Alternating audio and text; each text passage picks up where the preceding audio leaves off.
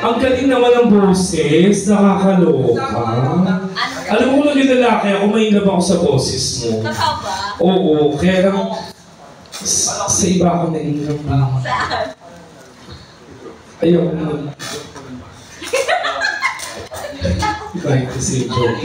Kasi May bayad, no? May bayad, wala, mahina. welcome natin yung bagong dating. Hello, madam. Kaninong asawa yan? Ay, wala. Si Sir lang sumundo. Ang gwapo ni Sir, ha?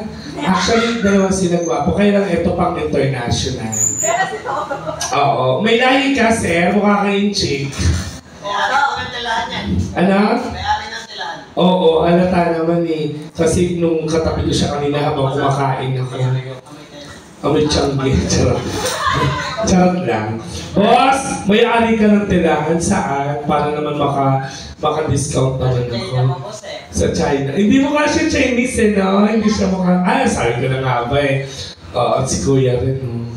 Ano lang? Hindi, ito Pilipino yung isa. Oo, si Sir kamukha niya. Diba?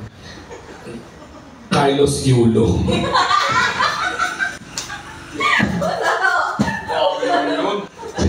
Oy! Wapit si Carlos Yulo no, sa personal. Maliit lang siya. Ito lang siya, ito, ganyan lang kaliit. Si Carlos Yulo, 5 cut lang yun eh.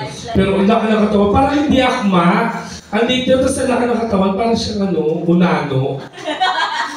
Yung maliit. Pero malaki. Pero malaking mga katawan. Malaki daw. Oo. Maliit. Ulul.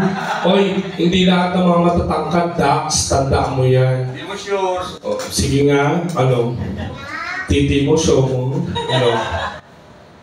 Diba? Ito ba pinisa? Sir, baka naman meron kang sir? Pwede ka, baka gusto mo mag-request. Si Boss Toto ba? Boss Toto? Boss Toto, sige na naman, parang... Mamaya po, kata mo na Ay. Sorry. Huwag kang paloko-loko. Ano gusto mong kanta to? Lumayan. Shumpay na.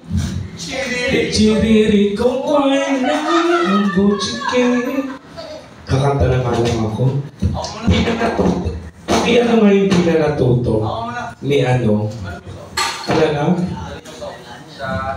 Sige, ikaw na lang. Pero mo muna kasi kami na formatado eh.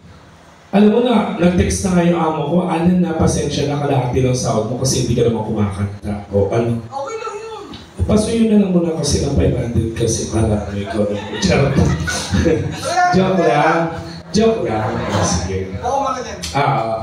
Anong kanta niya?